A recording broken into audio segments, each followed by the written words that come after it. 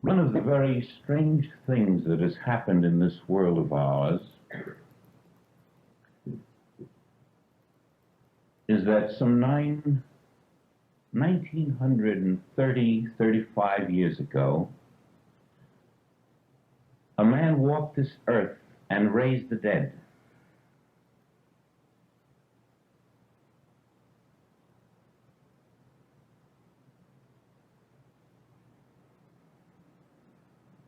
This had a meaning for us, perhaps beyond anything that men have dared to imagine. And this meaning was buried in such a way that we have now come to praise the activity with no thought whatsoever of emulating that activity. None of us have taken it upon ourselves to say, because he raised the dead, I too must learn how to do this.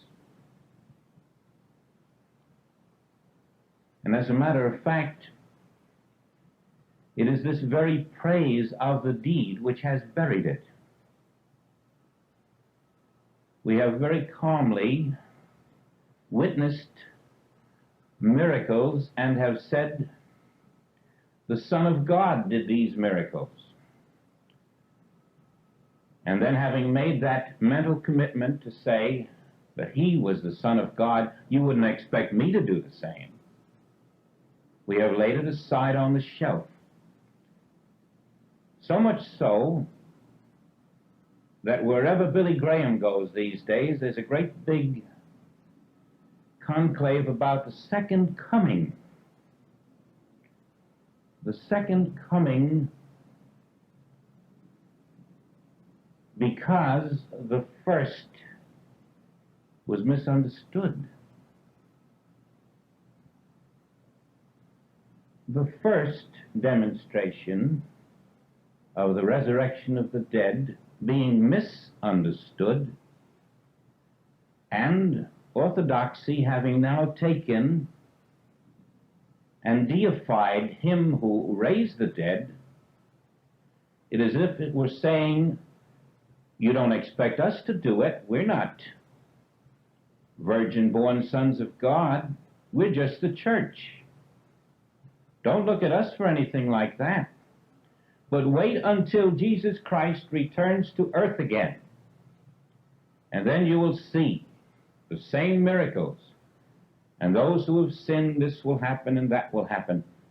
And you know that all of our youth who was being brought up to believe in this rubbish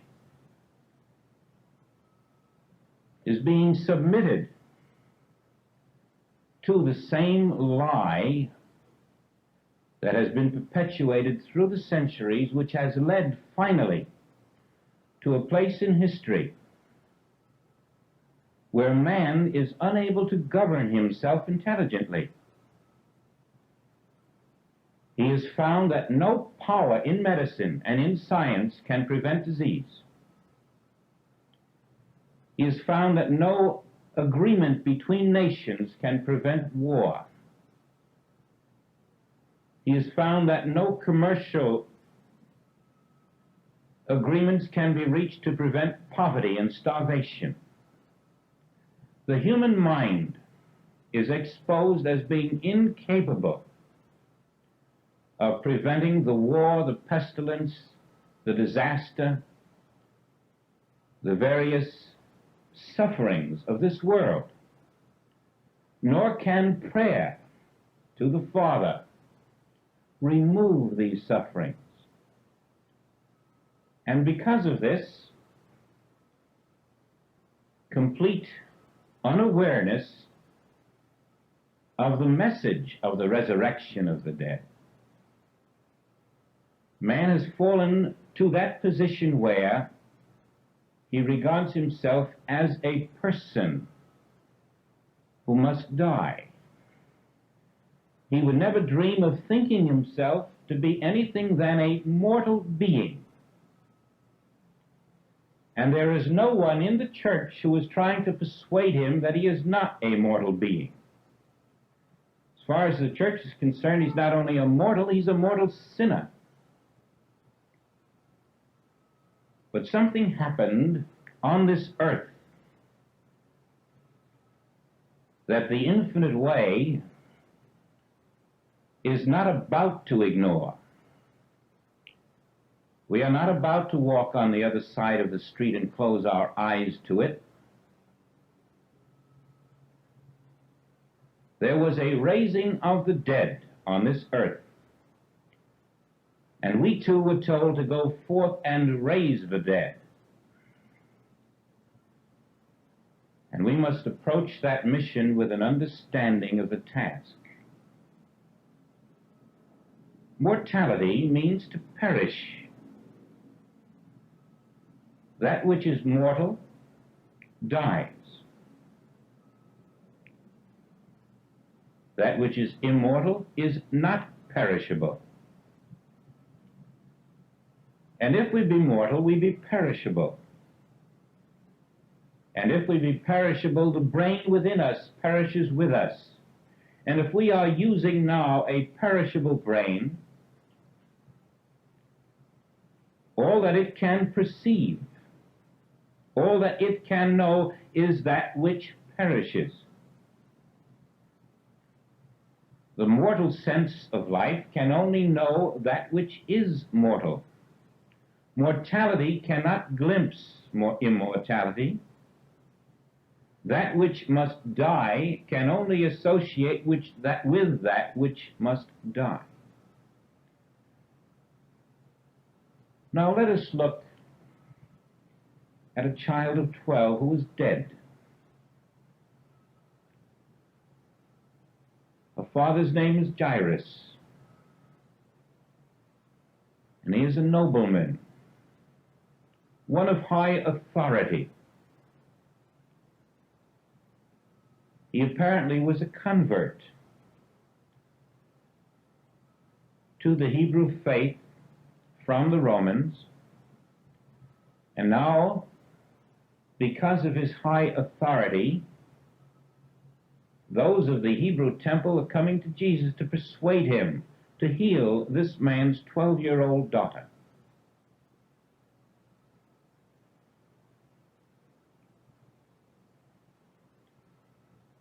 There was a Hebrew superstition that after 3 days the soul left the body. The silver cord was cut, and never again could that soul re-enter the body. And if you look closely at the various resurrections in the Bible, you will see that Jesus took them one at a time. First, this child who had just died and was still in bed.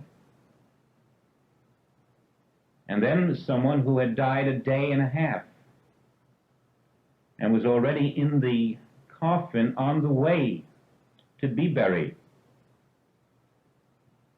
And then to break the false Hebrew superstition completely about the 3-day period in which the soul could not re-enter the body after that, he specifically waited 4 days for Lazarus before appearing before the tomb. This was the slow succession of removing completely, for all time, the nonsense about a soul interred in matter, and to reveal something far greater than these baseless superstitions of the mortal mind. Now we have this girl. Yes, she was dead according to the physicians, and mark this very carefully. She could not see or hear or touch or feel or know. Her physical senses were dead.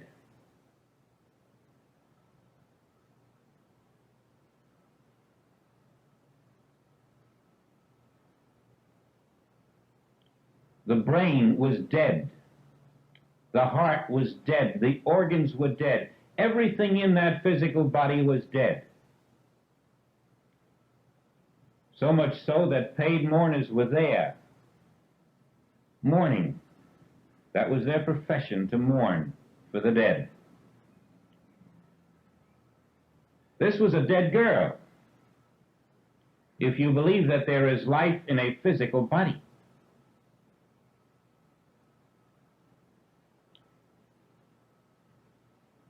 Now then, the revelation there, when he said, "She is not dead, she sleepeth," is that there is no life in a physical form. There is no life in physical senses. He was looking at that which man called the mortal self. He was looking at you and at me, the mortal self, which man was pronouncing dead. And he said, "She sleepeth." He was seeing a life where the world saw death.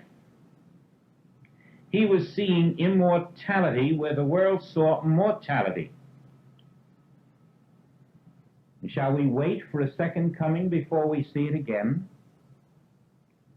Or shall we stand by that bedside now and see what he saw then, but see it now as it is?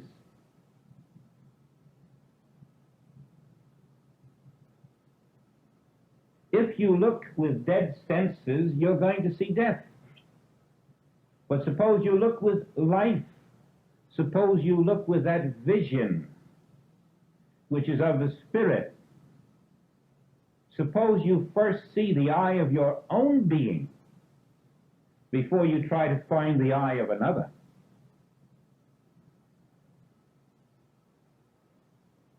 And so what stood before this bedside? What stood before this girl that was different than everyone else who stood there looking at her?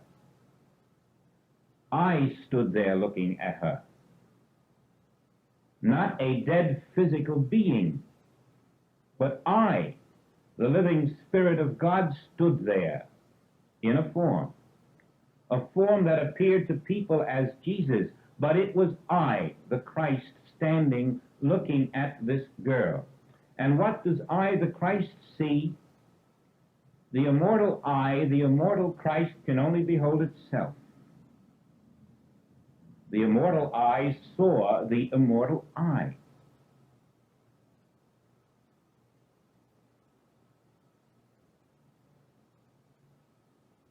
And she awakened and asked for food. Now this immortal I in her, awakened by the recognition of it by one who stood in the immortal I, now awakened not only that I, but that I awakened the dead senses. Now those senses were not being governed by chance. Now those senses were not being murdered by the cosmic or the unconscious mind. Now this girl was not a channel for the lie about immortality. The immortal I of her own being was recognized, and it became the law of her being. And it now animated the senses. It gave her a desire for food. And she was 12. And so we know that as Jesus himself, speaking in the temple at 12, was able to educate the elders, she had gone through the transition of rebirth. And the Christ, in the form of Jesus, and the Christ within her being one and the same, the immortal self now, which had ever been present through centuries of human time, was emerging to take dominion over the false human mind. Now, before Jesus brought us this resurrection of the girl, he very carefully laid the groundwork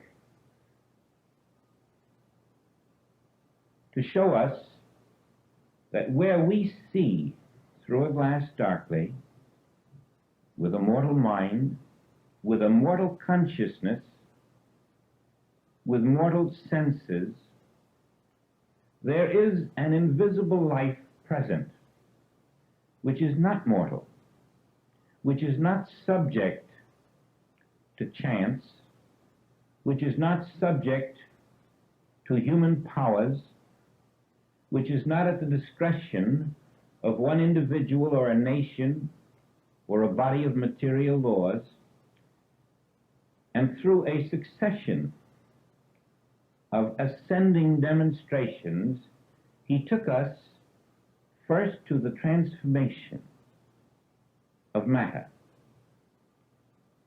water to wine, to demonstrate that matter which can be transformed is not of God. It isn't real. It has no basis because it has no permanence. It can be changed.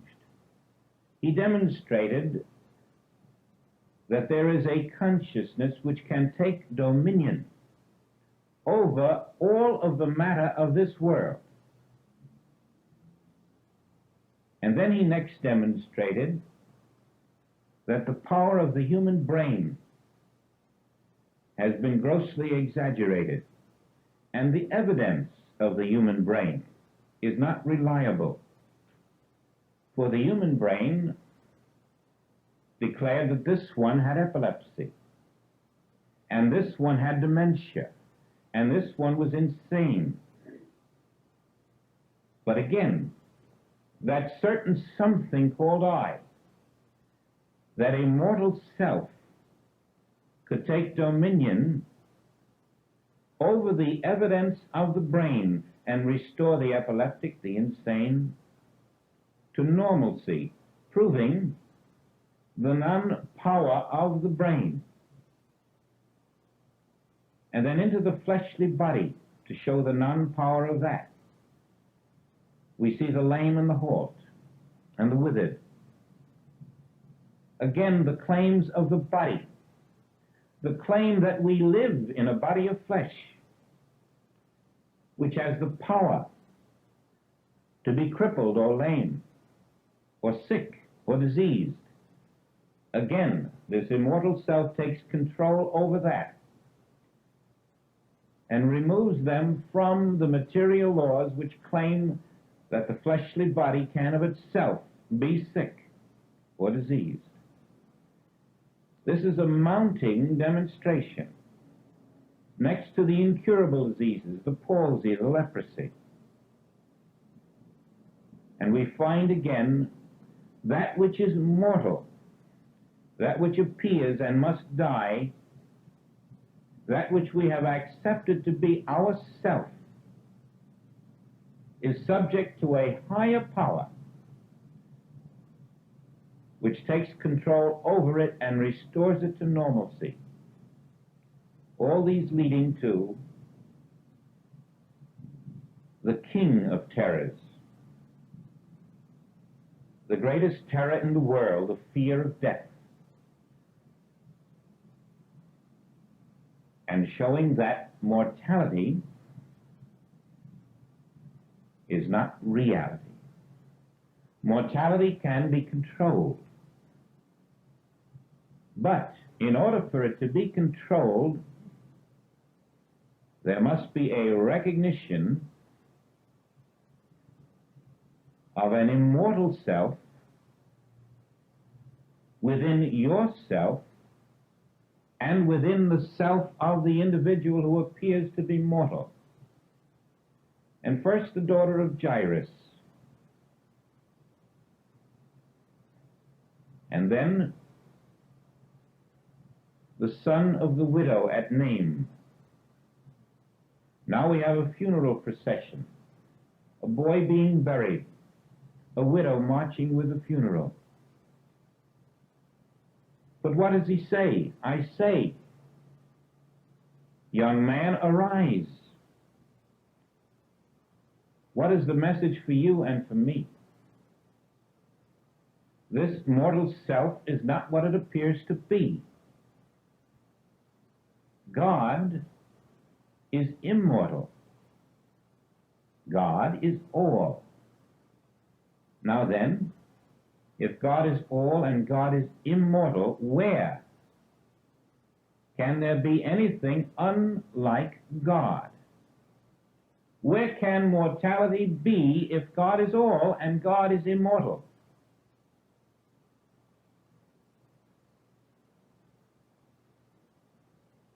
Young man, I say, arise.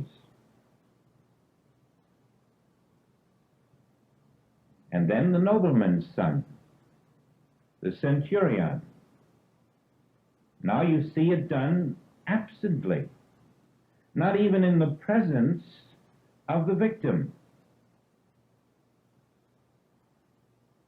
When the centurion says, help my son, and again Jesus doesn't respond instantly, he says, please help him, I know you can. Go thy way, thy son liveth. Why? Because there could be no acceptance of mortality. If there were an acceptance of mortality, then we have an acceptance that God is not all.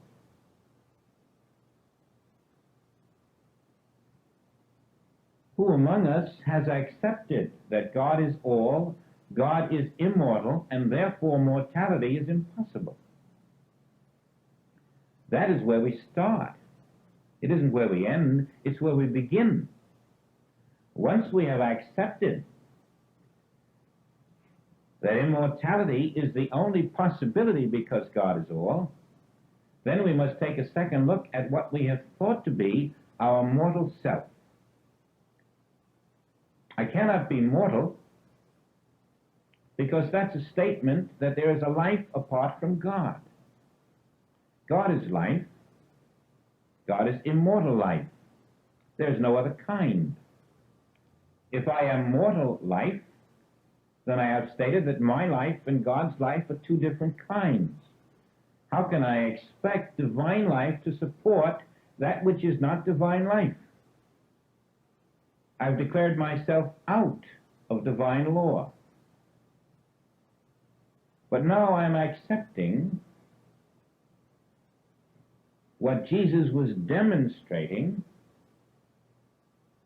that immortality is the reality of the child that appears dead, of the child that is buried, and now of Lazarus, who was buried in the tomb for 4 days. He wasn't concerned about the soul departing from the flesh and then not being able to return. He knew the soul could not depart from the flesh because there is no mortal flesh there.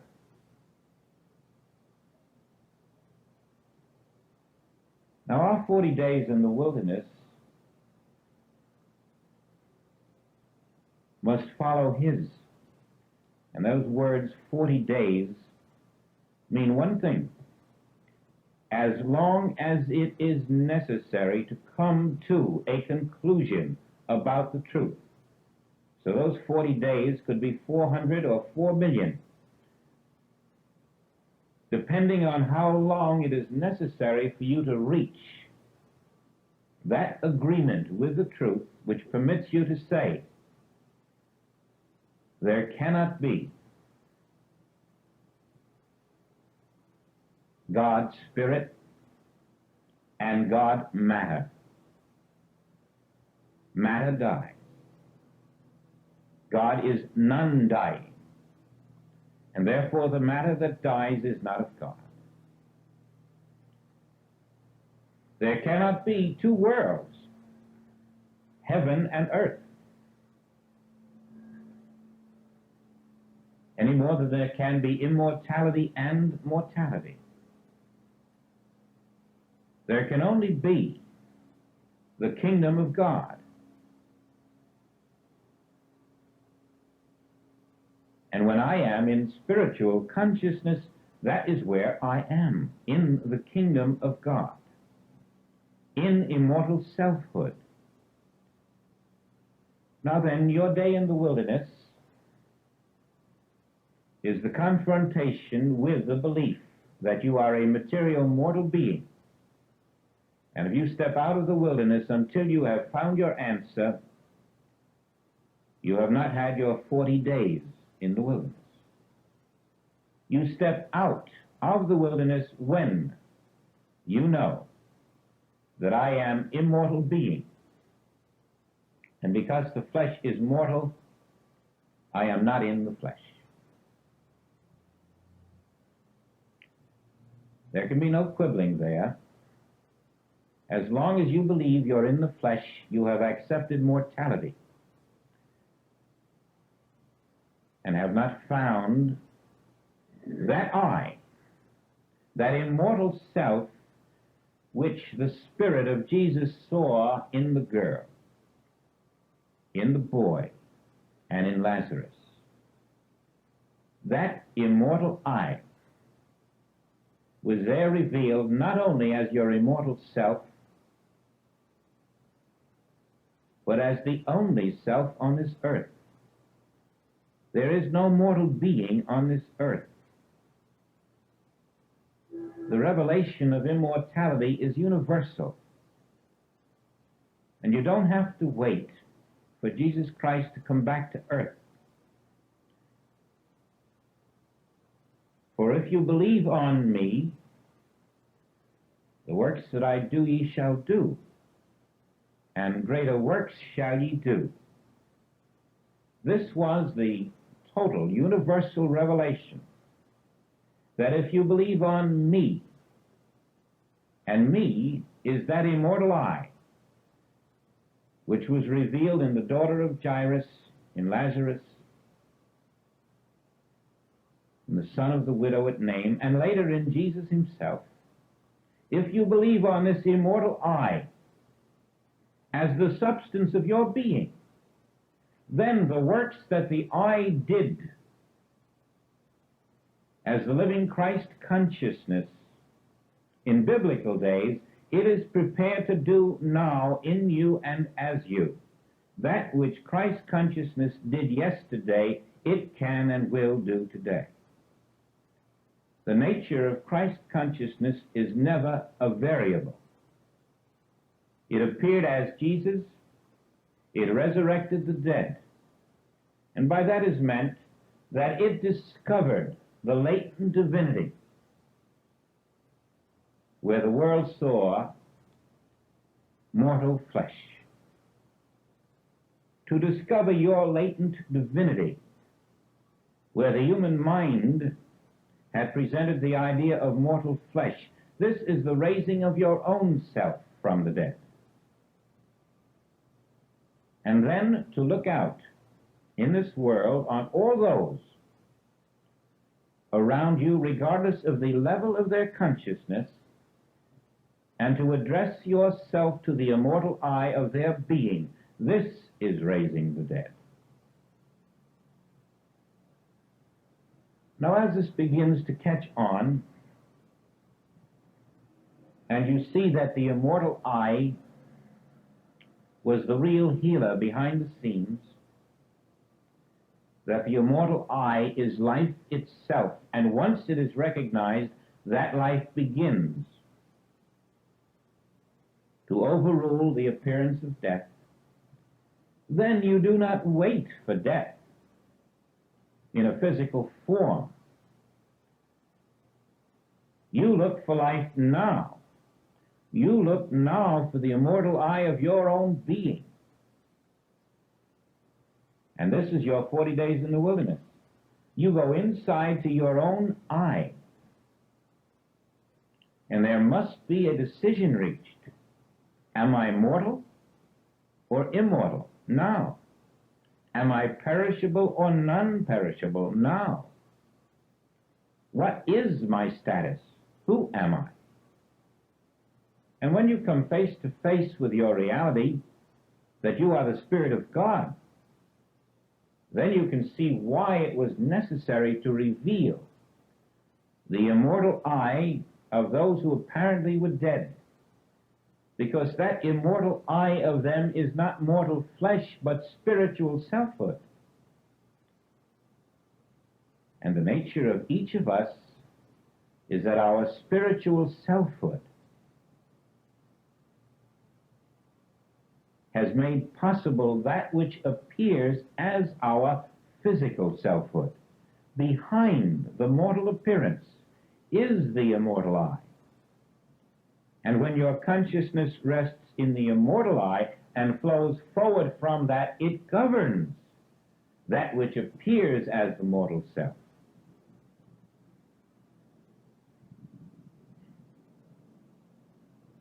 When Paul tells us that this corruptible must put on incorruptibility, this mortal must put on immortality, did he mean wait for a second coming of Christ? When Jesus tells us the kingdom of God is within you, did he say wait till I come back to earth 2,000 years later? He said, seek ye first the kingdom of God and his righteousness. What was he telling us? That within you, as in him, as in the daughter of Jairus, as in the others, there is the immortal eye. He was revealing the meaning of the Word was made flesh. He was revealing that man on earth must be Christed. He was revealing that the churches on earth must be Christed. He was revealing truth, which belongs to no person and to no one religion. He was revealing the universality of the Christ and the need to accept this in our consciousness is the coming of the Christ into us as the realization of self. It has nothing to do with the second physical appearance of a man. It never has had. And our evangelists, our clergymen, 99% of them are still living in the deadness instead of raising the dead within themselves to the revelation of their immortality, and then going forth to bless each individual in their congregations with the recognition of their immortality, to witness the Christ in every man. So it is said, your righteousness must exceed the righteousness of the scribes and of the Pharisees. Because until you perceive the immortal selfhood of your own being and the immortal selfhood of every individual on the face of the earth, your claim to righteousness is untrue. There is hardly one righteous man on this earth, because to be righteous, you must look out on a world in which there is nothing that exists that is unlike God.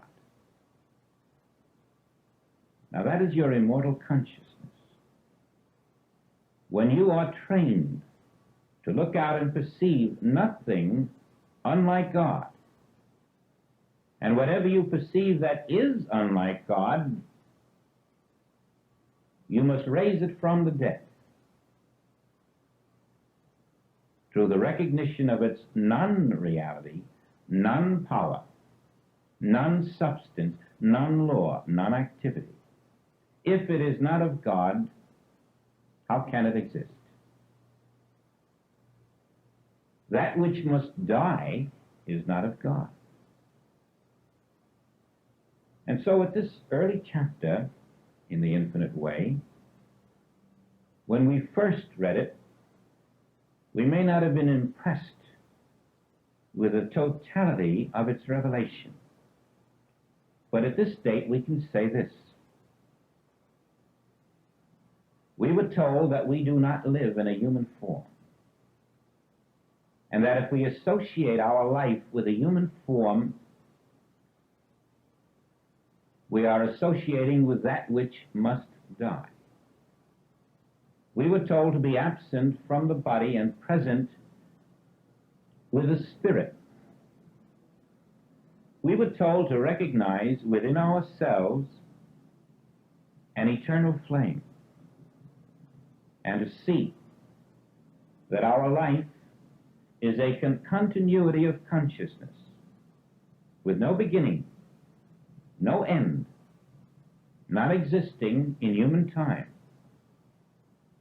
and that our consciousness, being immortal, will ever make use of whatever form seem necessary at the moment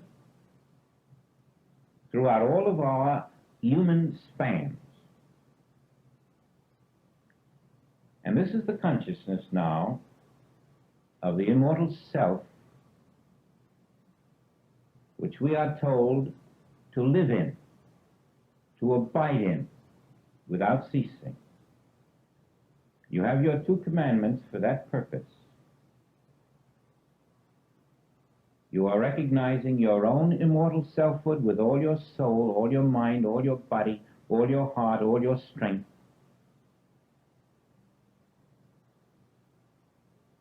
And that outlaws the possibility of the physical form being you. It outlaws the possibility of the human mind being you. It takes you out of human mind and human body. Not until you're on a deathbed and someone has to come along to find it. You're finding it yourself. You're accepting the message of the resurrection of the dead demonstrated on earth by the Christ. And you're accepting that if you believe on the presence of this I in you, this I in you will do the mighty works it did then. You're accepting this I as your immortal selfhood.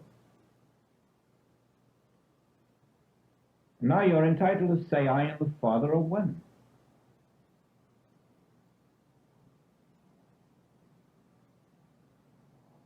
For you have received from the Father the Father's immortal selfhood. Son, all that I have is thine. And the Father further says, don't let any fool on this earth persuade you to wait for the second coming of Jesus Christ. Because I, the infinite self, can never leave thee. I have never left thee.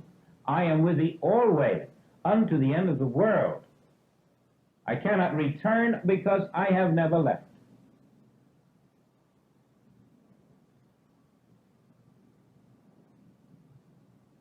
This is part of our 40 days in the wilderness. We have the total world conditioning of religion and science and mental sciences to stand up to in the realization that all of the world sees mortality, death, deterioration, aging. But I believe on the inner Christ. And I live out of that belief. And therefore I see the inner Christ of the doctor, the inner Christ of the clergyman, the inner Christ of the physicist, the inner Christ of all those who do not believe on the inner Christ.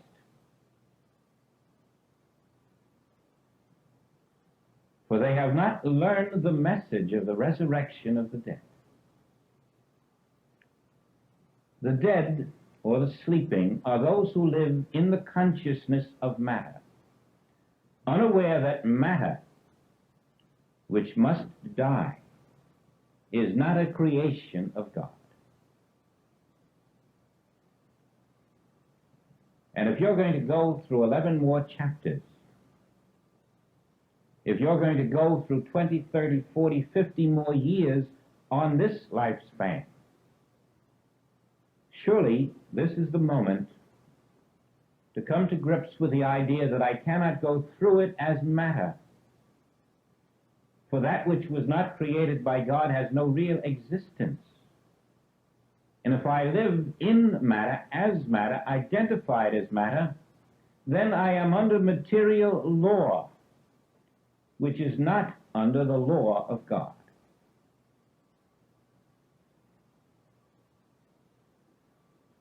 And that's why you have this as the first chapter.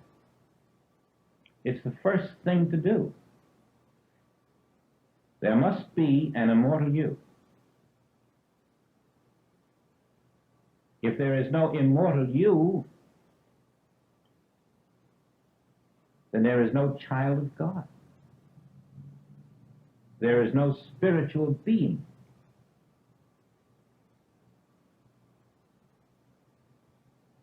It is because of this false teaching, then, and man's unawareness of his immortal I, that he lives with a sword of Damocles hovering over his head. The fear that this sword will come down and take his human life away, take his physical form away, take his possessions away, or damage him in some way. Around every corner lurks a casualty in man's mind. Most people live with this fear hovering over them. And its undercurrents run through the mind in many ways. We are so easily influenced. Not knowing the immortal self, we live in fear of losing the mortal self, which isn't us. And that mortal self is always subject to chance. And so you find the medical profession, the insurance profession, the media, the press, TV, radio, newspapers, all bringing to you the story about mortality.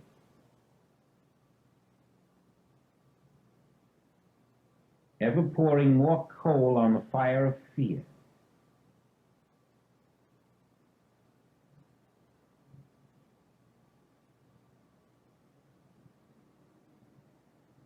Your mortal senses, your mortal mind will perish. You might as well face the fact that no mortal senses or mortal bodies are beyond that. And therefore, you must also face that your mortal senses and mortal body are not a divine creation. The eyes you look out with were not created by God. The ears you hear with were not created by God. The heart that theoretically keeps you alive was not created by God. The natural man receiveth not the things of God, and is not under the law of God. And so no one in this world is under the law of God. There's no sense telling us to wait for the second coming of Christ. While we're waiting, we're not under the law of God. But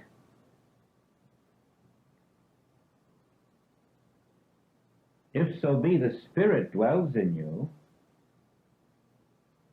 then are you the Son of God. If so be you dwell in spiritual consciousness. Now Jesus further tells us that that which is born of the flesh is flesh, and mortal. That which is born of the Spirit is spirit, and immortal. Again, are you both? Don't make that mistake. You cannot be both. Choose ye this day whom ye shall serve, the spirit or matter, immortality or mortality, God or mammon. For if you accept birth of the flesh, you are flesh. And then this corruptible is not putting on incorruptibility. But if you accept your spiritual birth as your identity, then henceforth know not yourself after the flesh. I am not of the flesh. I am not born of the flesh. I am not mortal being born to die.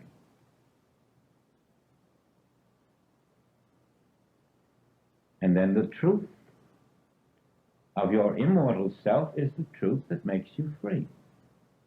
Now, what do you have to do to protect your immortal self? Give it a moment's thought. What do you have to do to protect your immortal body, your immortal mind?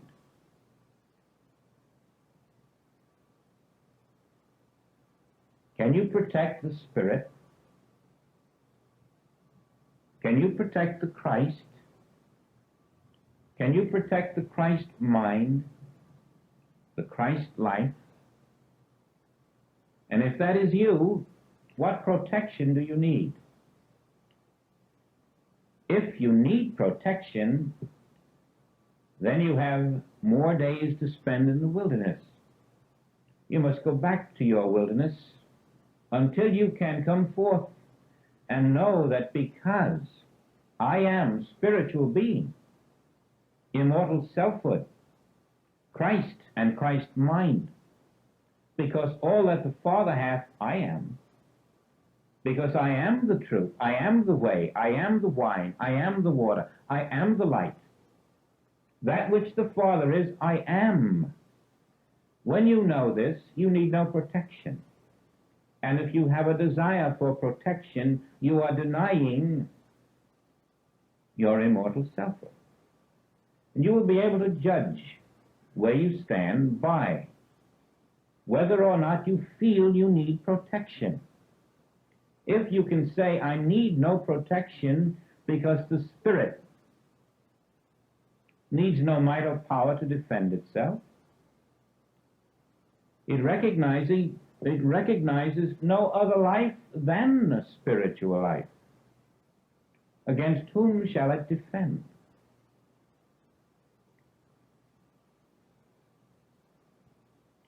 So every time you find you want protection, you are saying, I am of the flesh. I am mortal. I was born of the flesh and will die in the flesh. You have not benefited by the raising of the dead demonstrations of the Christ in the form of Jesus. And you have not raised yourself from the dead beliefs of a material selfhood. Now that is basically part of the essence of the chapter on immortality. It is revealing that God created no mortal being. God is spirit. And there is no mortal being on this earth. That immortality is the true nature of all who walk the earth in the seeming body of flesh. And it is revealing this that you, if you are prepared, may believe on it, may accept it, and then having made the initial steps of acceptance, are prepared to walk as an initiate in the realization that I, being the immortal self, the one indivisible spiritual being that walks this earth, everywhere I will invest my relationships with that understanding. I will never enter into a relationship without first knowing myself to be the immortal self, and then through this letting myself recognize the immortal self in another. And once this relationship has been established on that basis, that which I have joined together, no man can rend asunder. whether it be business or marriage, whatever the nature of the relationship be,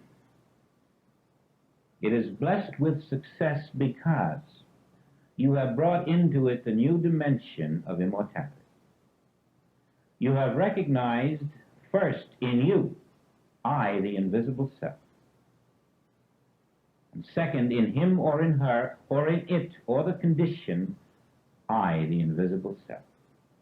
This recognition of I as the essence of all that is there assures you of being under divine law as divine activity, secure, protected, for the I will go before that relationship in every way. Now you see, we're taking immortality out of a deathbed in the hills of Galilee. We're bringing it into this moment, into the realization that the immortal I revealed there is the same immortal I that indwells my very being. The same immortal I that indwells the fellow I saw yesterday as some kind of an inferior human being. The same immortal I that indwells every relationship on this earth, but has gone unseen by the mortal eyes of men. When we begin investing that recognition in everything we do with everyone, we are loving our neighbor, and not until then. I cannot love you if I think of you as a mortal being. All I can do is malpractice you that way. If you see me or I see you as mortal beings, we have not learned that we are here to raise the dead, to lift our vision above matter which must deteriorate into the vision of spirit, which is endless and unchanging. And so today is really a beautiful chance for all of us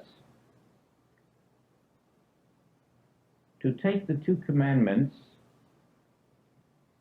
and to see that as we put them together, we are being told to recognize the immortal I everywhere. In myself, in my wife, in my husband, in my friend, in my child, in my parent, in my business associate, wherever it is, and it is omnipresent, I must recognize it. And preparatory to recognizing it, I must find it in myself. Because I will try to recognize it with a human mind and I will fail. I will have clouds without rain. I will have vain repetitions. I will have affirmations. I will have words without substance.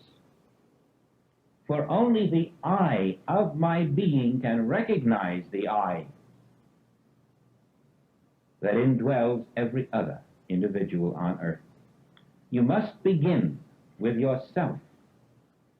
You must make the change in consciousness from mortal self to immortal self. That's your beginning. And as you feel this I of you recognized, instead of a me, instead of a human brain, you'll know that your days in the wilderness are going to be shorter and shorter. You'll also know that to emerge before this has been completely clarified, until I in you have been born, until Christ in you is realized, until you have recognized the presence of God in you where you stand, you're not ready to go forth and raise the dead. You're not ready to go forth into divine relationships. You're not ready to go forth protected from the world consciousness of disease and disaster.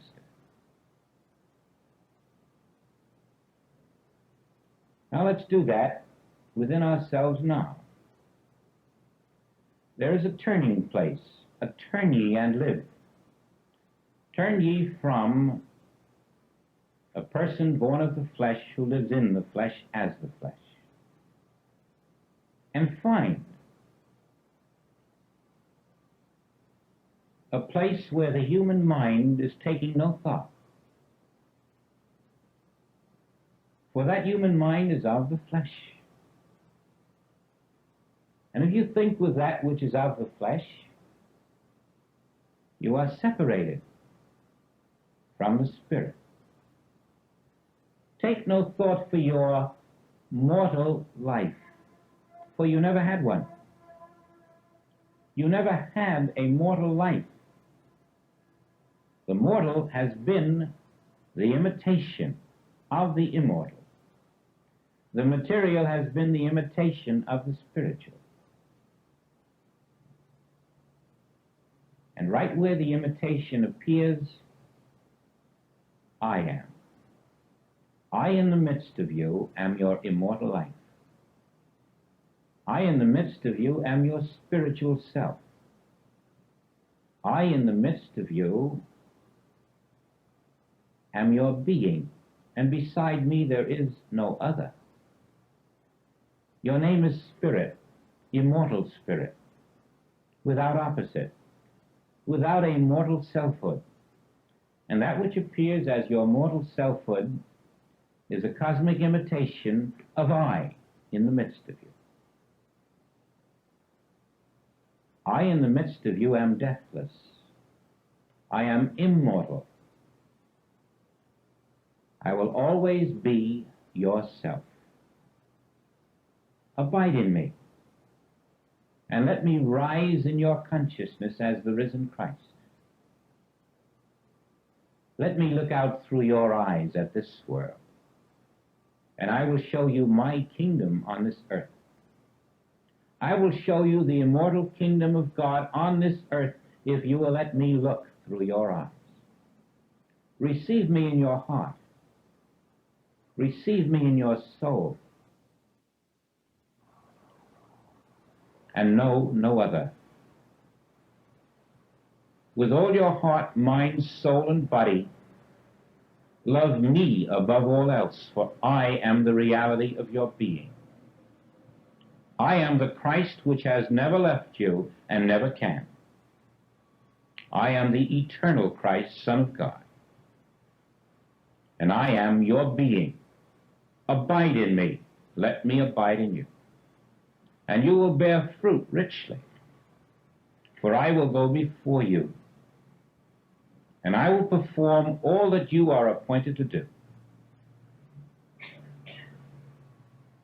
I will even take you through the valley of the shadow of death, and you will fear no evil, for I will be there, and I will take you into your next consciousness, and I will take you into many mansions that the Father has prepared. Do you see that I am the way? I am the way out of the tomb of false mortality that has saddled this earth because it has been waiting for a second coming and ignoring that which is here now as the eternal Christ. Turn ye to this I, and then live out of this I as this I, and let I live itself as you.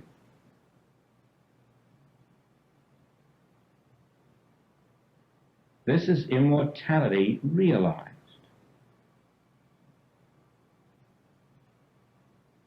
And this turning is the birth of Christ realization.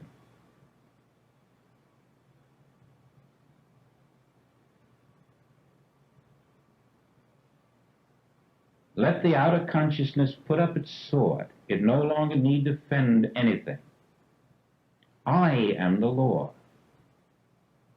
I who transformed water to wine, I who resurrected that which appeared to be dead, I who did the healing miracles on earth, I am the self of you.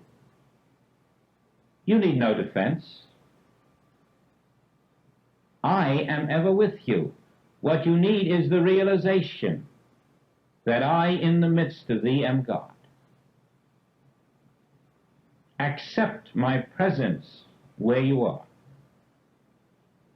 I, in the midst of thee, am God. Be still and know that I am God. I can never leave you. I will be with thee always, even unto the end of the world.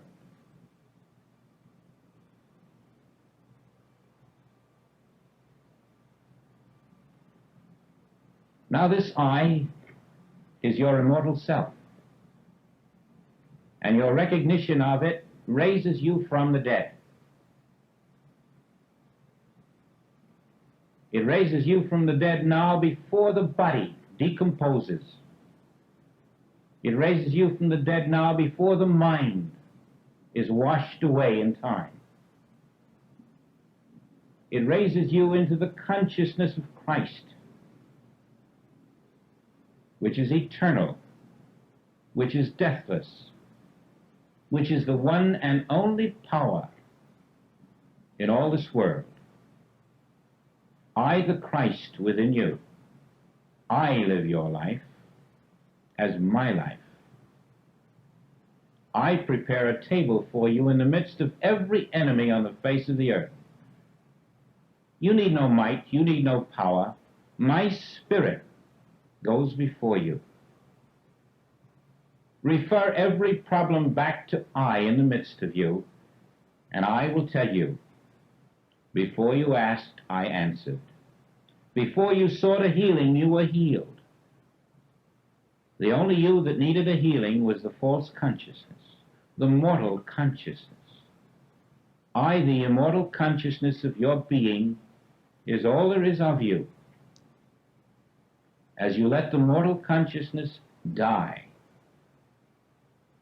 I will rise and I will step out of the tomb of that mortal consciousness. Fear not, it is I.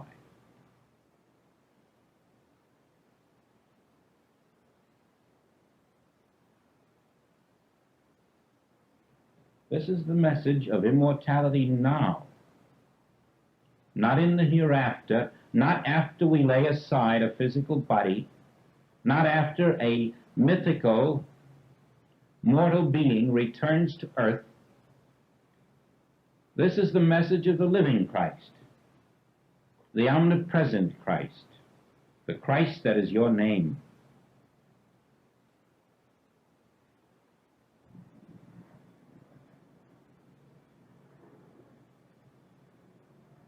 As we continue doing this, we find within ourselves a great new power. We have the power to bless the world. We can move forth, and the eye of me instantly looks through the density of human form, looks through the false conditions of human minds, and recognizes the I of itself as the only life, the only presence, the only body, the only being on this earth. There is only the I of your being on this earth, for your I is the infinite I. The immortal, infinite, eternal, unchanging, perfect I is your name.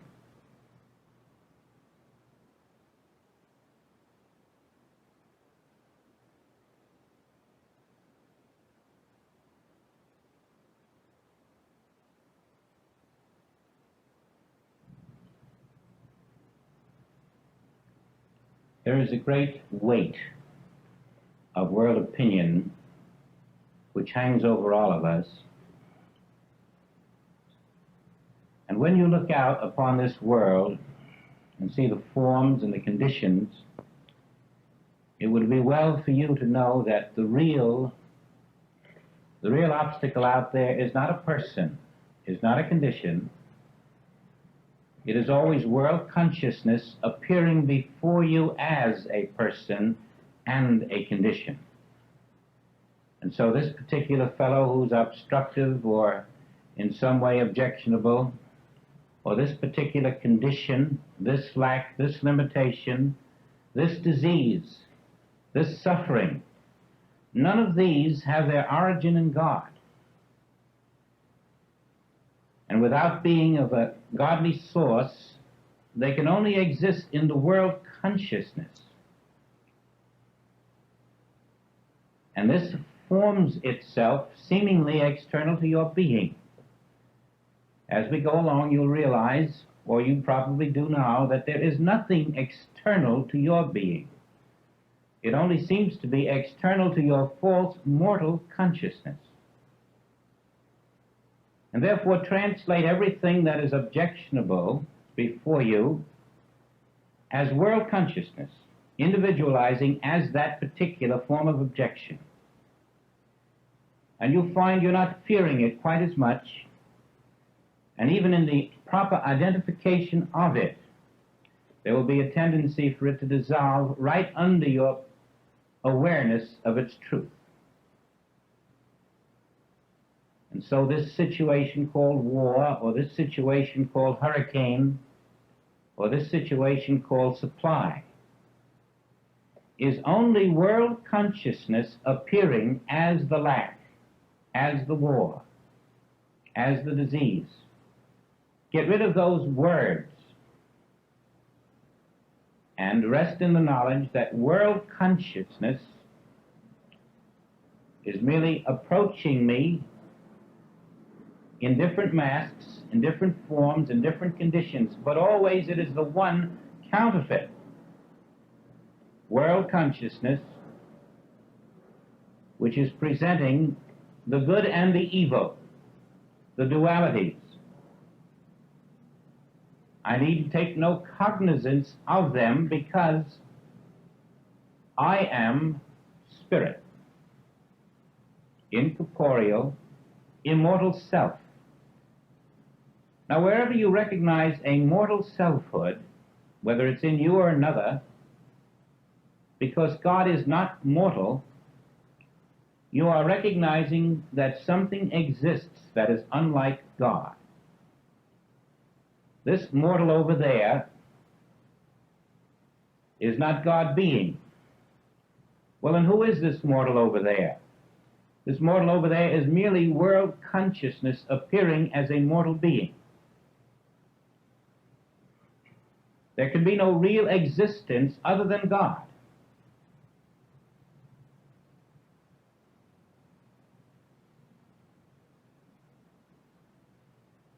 Everything must be retranslated from its false mortal appearance to the realization that you have only one enemy. And that enemy is the world consciousness taking infinite variety of forms. And if you recognize it here, you can recognize it there and everywhere. But what is it? It is the false mortal self, the false mortal mind, the imitation.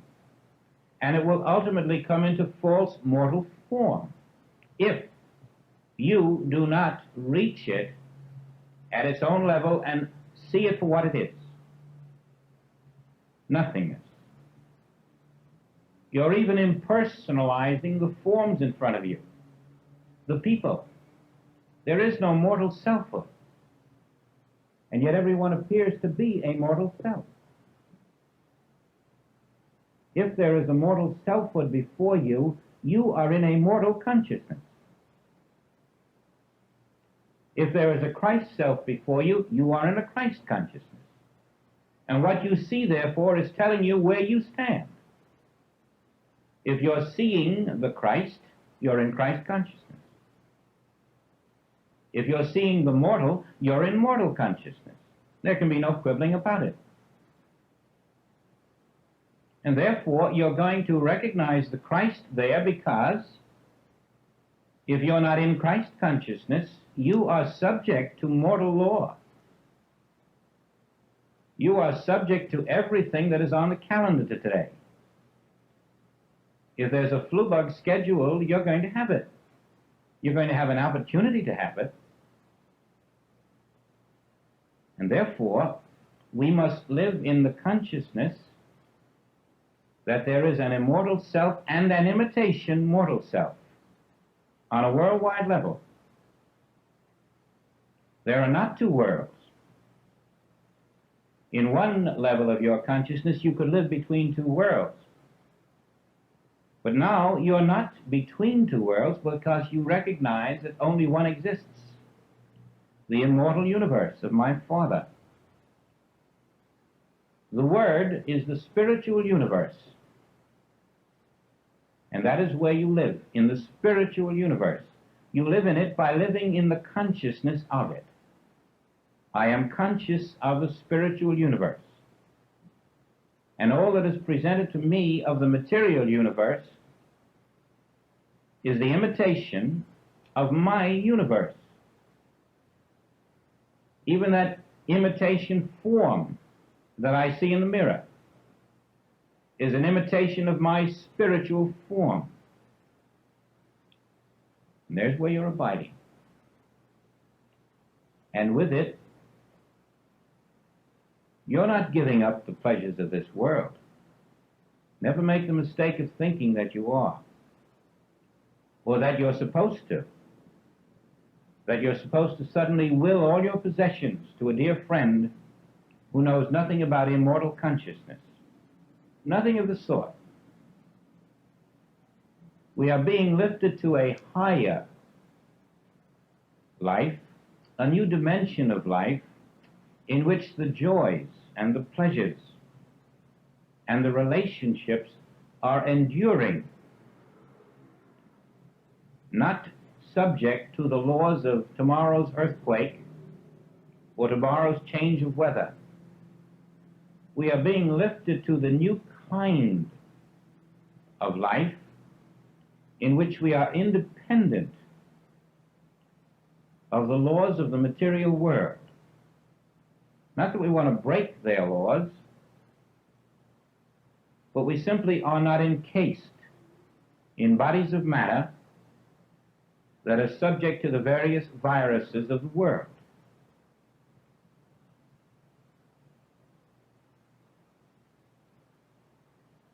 Now, Paul has this to say: "Behold, I show you a mystery. We shall not all sleep, but we shall all be changed. In a moment, in the twinkling of an eye, at the last trump, for the trumpet shall sound, and the dead shall be raised incorruptible, and we shall be changed. For this corruptible must put on incorruption, and this mortal must put on immortality. So when this corruptible shall have put on incorruption, and this mortal should have put on immortality, then shall be brought to pass the saying that is written, Death is swallowed up in victory." Now,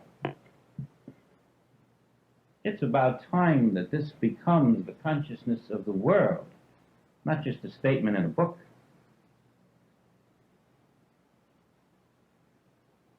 If spirit is God, if spirit is all,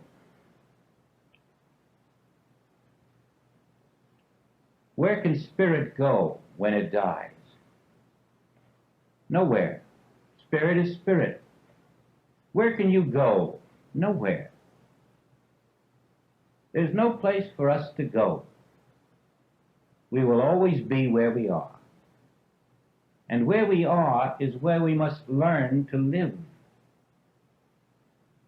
We are not here to live that we may die. We are here to live enduringly, and to live in the consciousness of ourself. Life has no opposite. Life is God. Life is immortal. Life knows nothing about age or time or decomposing processes, and I, being the spirit, the life, the immortal self, I have nothing to do with age, with deterioration, with decomposing bodies. None of that is yourself. And so you must shake off from your consciousness all of the world belief which has shrouded man in a mortal selfhood. Step out from it. There is no mortality on the earth. There is only my Father's Spirit.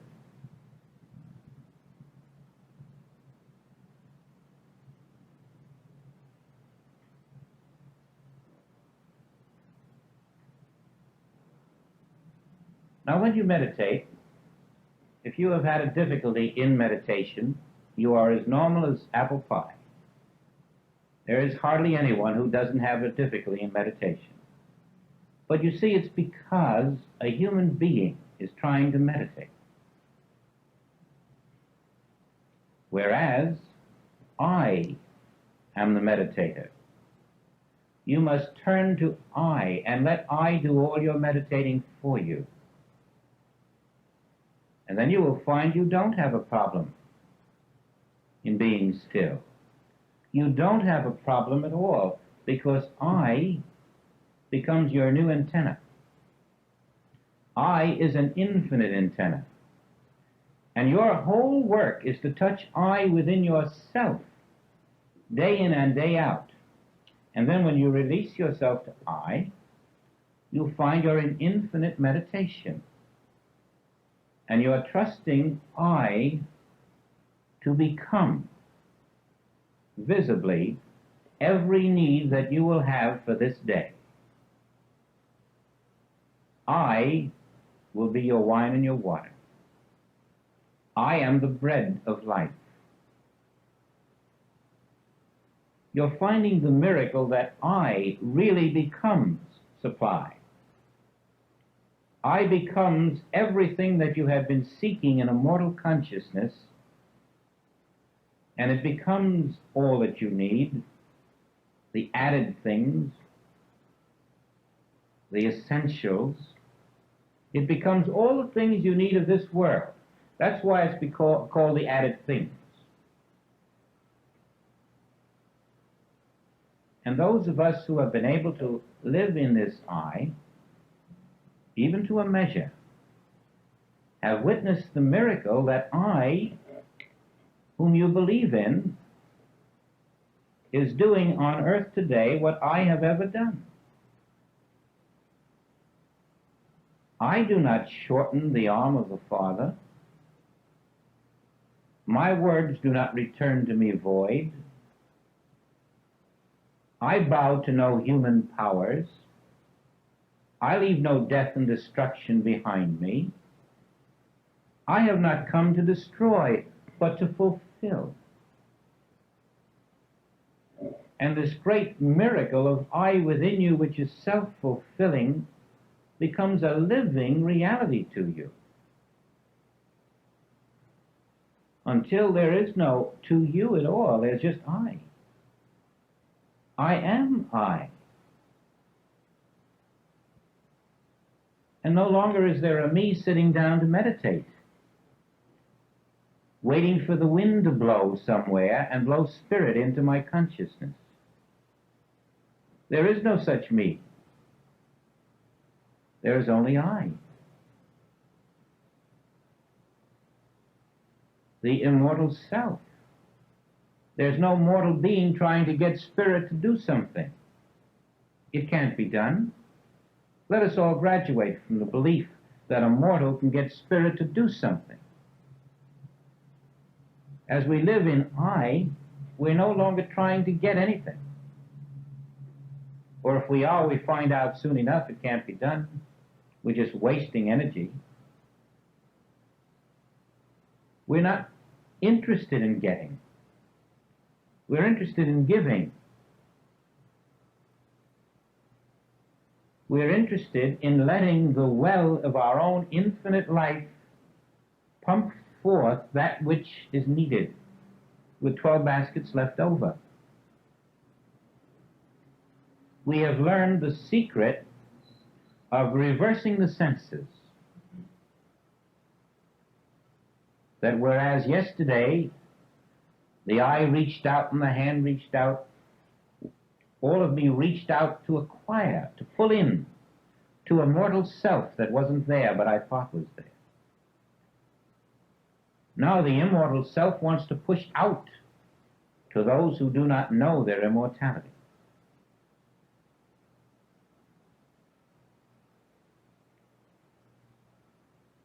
You can't get it fast enough from within to give it out, because this is the nature of spirit.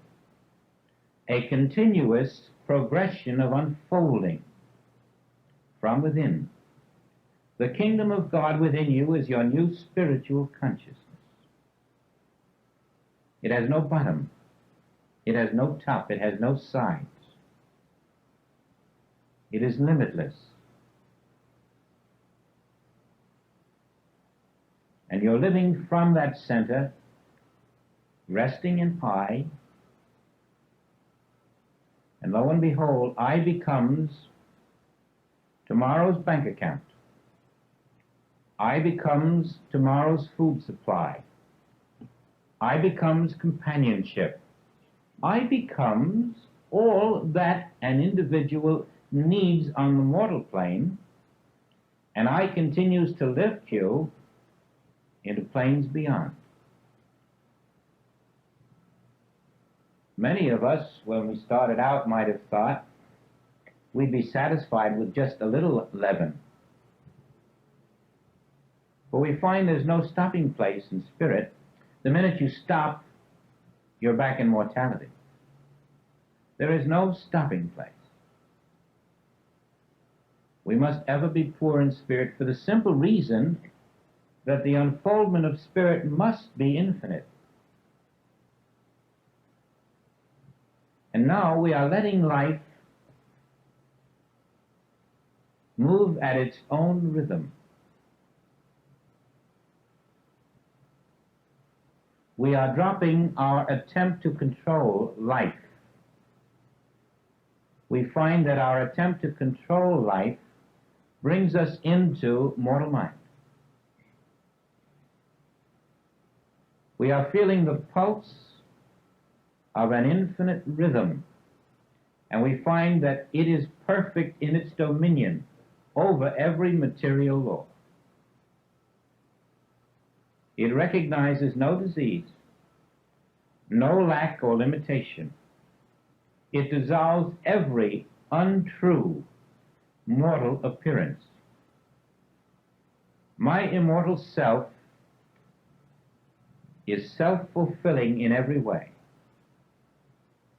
My immortal self can never leave. There is no other me than my immortal self. And there is no other you than your immortal self. And now if I want to present to you a picture of a mortal being, it is your function to look right through what I present and to witness only the immortal self that stands before you. As you forgive me my trespasses, you will be forgiven. As you recognize my immortality in spite of what I may do as a human being, you are recognizing your own immortality. And that is the nature of forgiveness. To thine own immortality be true. Now, once you have accepted this, what is the nature of your being now that you are the immortal self? The nature of your being is such that whatever is true of God is true of you. Whenever you use the word God, you're speaking of your immortal self. Whatever is untrue of God is untrue of you. If God does not destroy you do not destroy. If God cannot be destroyed, you cannot be destroyed. If God cannot be sick, you cannot be sick. If God cannot lack, you cannot lack. If God has no evil in God, then there's no evil in you. There can never be something true of God that is untrue of you, or true of you that is untrue of God. For there is only the one immortal self. And the longer you find your ability to live in it, the longer you are a righteous man. Now we're way past the scribes and the Pharisees. Our righteousness is the righteousness of immortality. The self that is ever the self called God.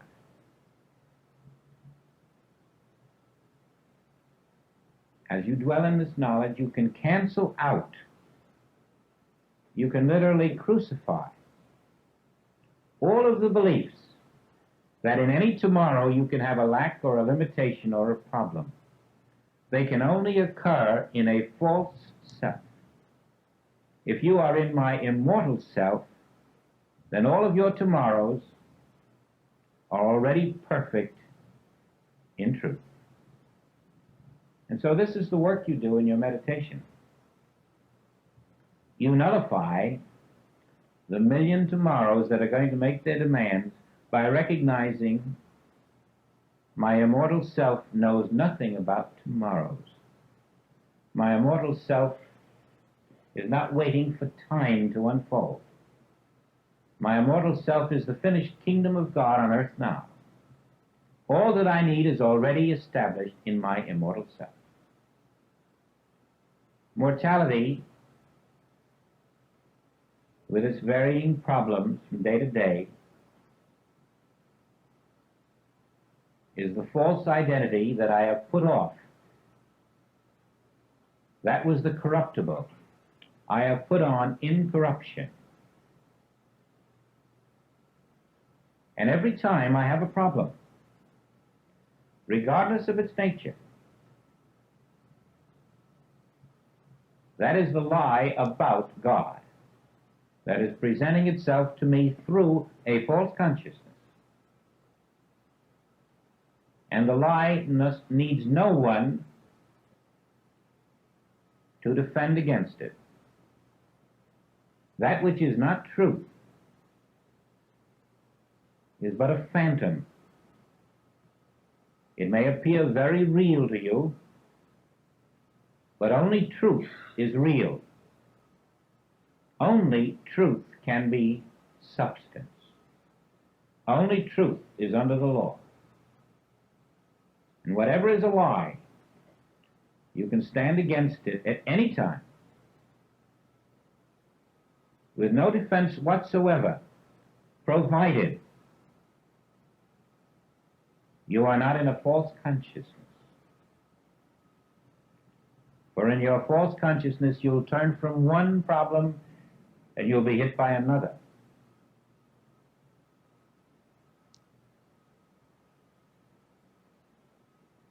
So immortality and freedom are synonyms. True identity and freedom are one and the same. Your freedom is inherent in your immortal self. Now this turning that takes place within you, this identification as I,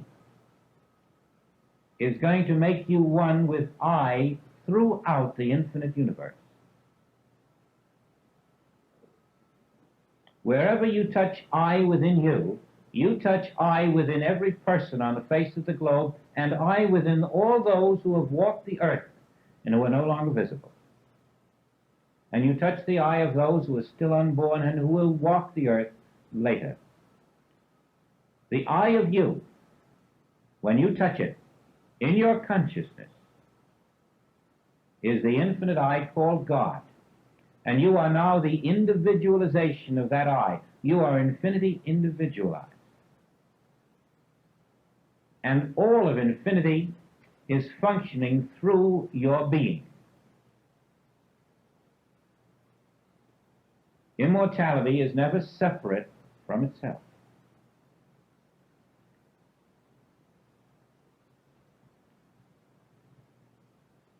Now, just for luxury's sake, without trying to channel, manipulate, without striving in any way to bring something good into your humanhood, without striving to make your humanhood better in any way, without striving to get more of this or more of that for your humanhood, remember that the spiritual way is to step out of your humanhood. Not to improve it, but to step out of it. And to let your incorporeal being govern every activity of your day. And lo and behold, there's a better human out there anyway. Healthier, wiser, safer, more protected, because you must learn how to let the invisible run the visible. When you walk out in the visible and try to govern it, you're working with a phantom. When you let the invisible have its way, then lo and behold, by some strange, wonderful alchemy of the spirit, the visible is in harmony. Learn that great, thrilling secret that when I am still, trusting my infinite immortal self to be itself, I am in the consciousness of plenty, the consciousness of beauty, the consciousness of harmony, the consciousness of love. But don't get it out there. Get it where you are. In you is I. And then get rid of that in you. And know that I is all that is here. I is my being. And it moves out into the universe. Where does it end? Where do I begin and where do I end? I have no beginning. I have no end in space or time. The I of me is running through the I of you. And the I of you is running through the I of me. Where do we begin and end? We do not. We are that one I. Do you see why we must learn forbearance, forgiveness, even to those who are still stumbling up the ladder of consciousness?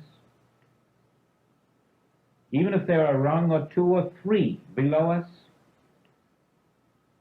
just as we want those who are a rung or two or three above us to help us by their understanding that we at least are moving in the direction of truth. And so up and down the ladder of consciousness, we recognize the infinite I.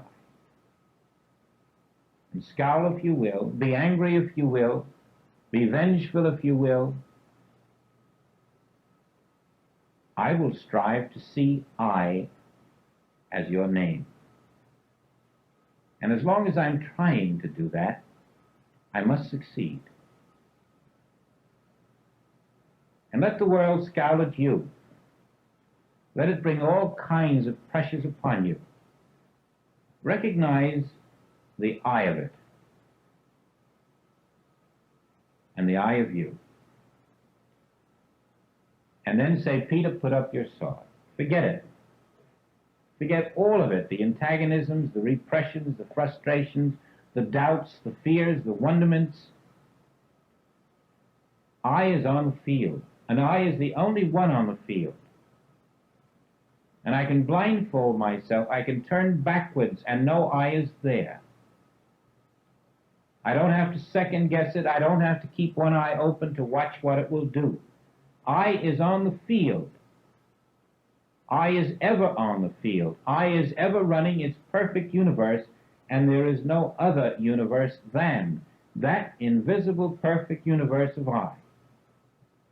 Live in it. live in that invisible, perfect universe, no matter what you see. And the law of externalization will take place. That which is your belief in consciousness, if it is the truth, the law is that the truth will make you free. How? The truth that you know in consciousness must externalize itself into form.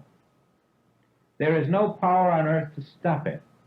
Spirit and its manifestation are one. The Word must become flesh. But there must be someone to recognize that I am the Word. I am the Word made flesh.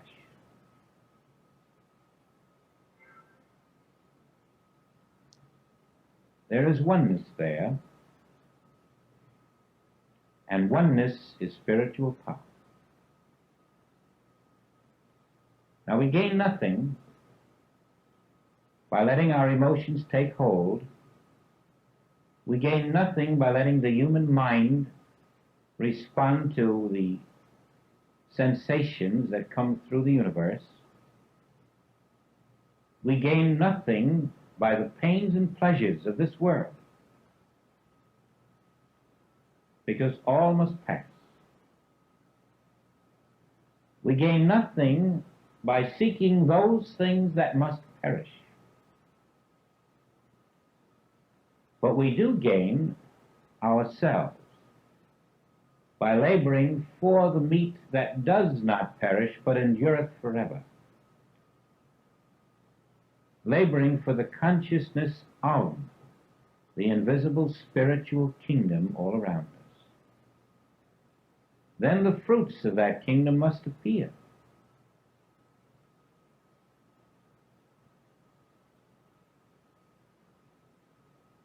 Wherever you see a mortal being or hear about the mortal race, don't think because you haven't done something about it that it hasn't entered your consciousness. Don't think because you didn't join in and agree that it didn't have its impression upon you. There must be a conscious rejection of every influence, of every lie about your infinite immortal self. That's what this is all about. The day in and day out conscious rejection of what I'm not, so that what I am can show forth the glory of God on earth. Now, what better vocation can we find? Wherever we are, whatever we're doing, to live in the consciousness that this, that I am, is God itself. And it isn't wearing a physical body, it isn't in a mortal form, but it's here, and it's there, and it's around the corner, and it's right under that stone over there. It's right behind that house over there. All of these physical appearances must be dissolved in your consciousness in the realization that they too will perish, but I, the living Spirit of God, am forever. And I do not yield my dominion to that which will perish.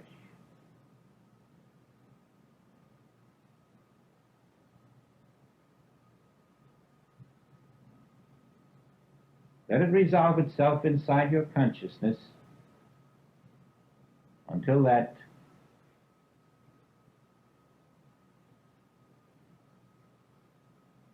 strange phenomenon called the voice assures you that I am come. You have walked through the door. I am the door. You have walked through the door. You have turned within. You have caught the infinity of being. You're not localized. You're omnipresent. You're everywhere. You're not flesh. You're spirit. And you can feel the presence of spirit as your being.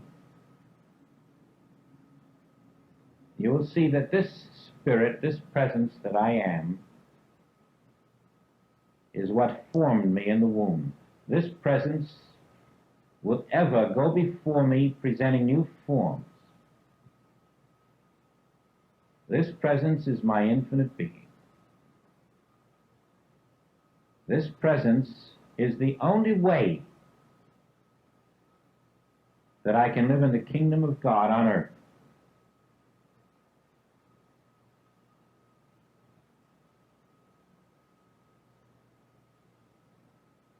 This presence is my Father,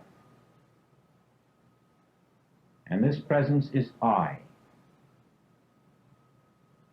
This presence, my Father, and this presence, I, are infinity, and infinity individualized, and I am that one.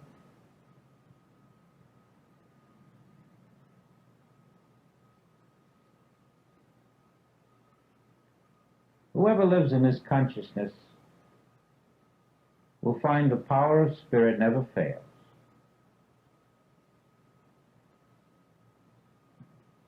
If you enter it with doubt, your doubt will reflect itself. If you enter it with the ability to lay down the attitude of show me, prove something, you will discover that proof which the mortal had sought but couldn't find. The spirit will never prove anything to a non-existent mortal. The spirit will never shower its abundance on a non-existent mortal. The spirit will never heal a mortal being.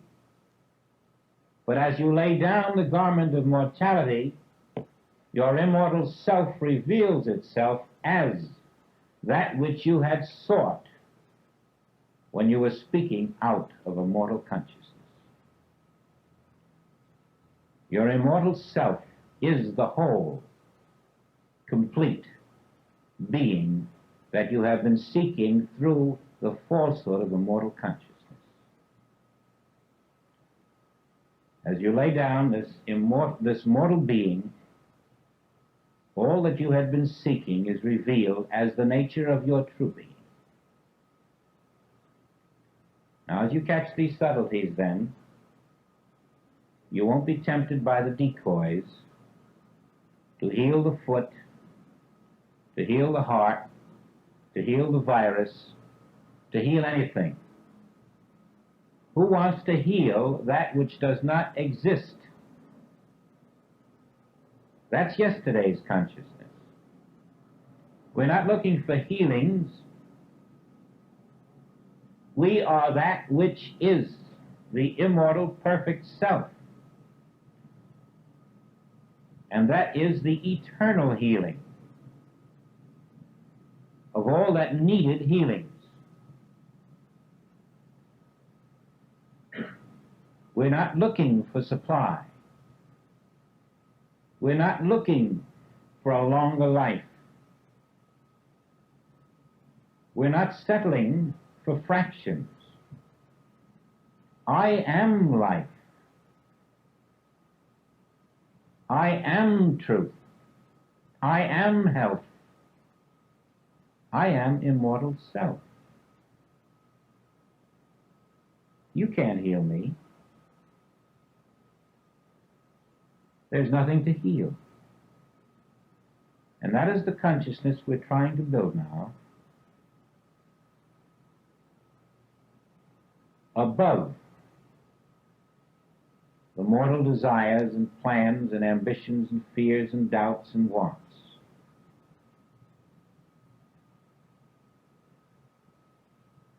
And there's not one of us who can't, within himself, rest in that and feel the self-healing influence of your own immortal being. Perpetually self-healed of everything. Thou seest me, thou seest the Father. And the Father is not sick, not limited, not lacking. Are you that self? If you're not, you need healing. If you are, you need no healing.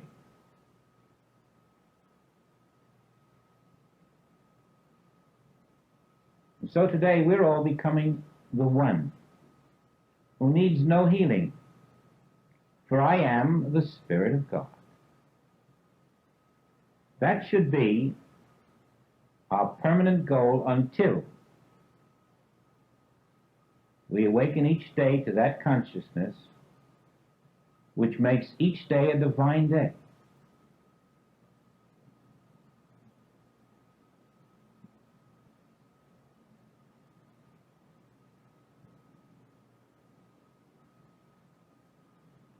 So we have our sights set for us.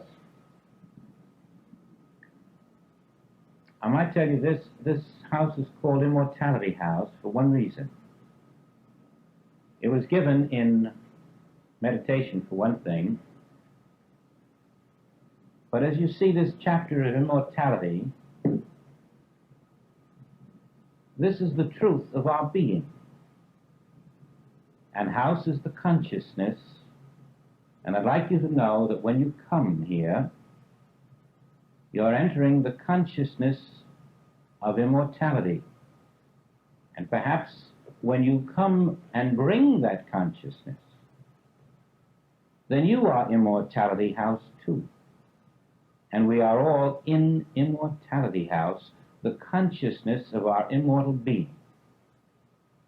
That's the purpose of this name that was given to us by the Spirit, so that each of us can be aware that our consciousness must be the consciousness of immortality.